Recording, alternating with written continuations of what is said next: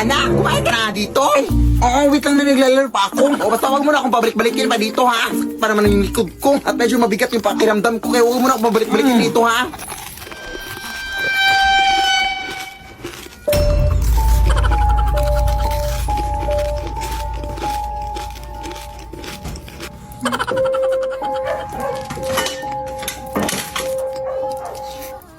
Ay, wow, lumabas. Naamoy mo siguro yung ulam, no? Hindi naman naamoy pa yung ulam kahit nalalaban yung amoy ng putok. Buto ka na dito.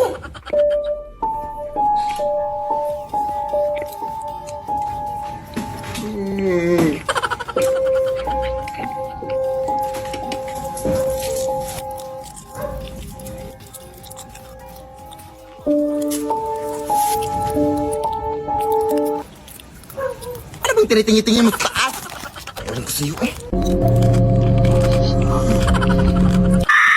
Lead me, Lord.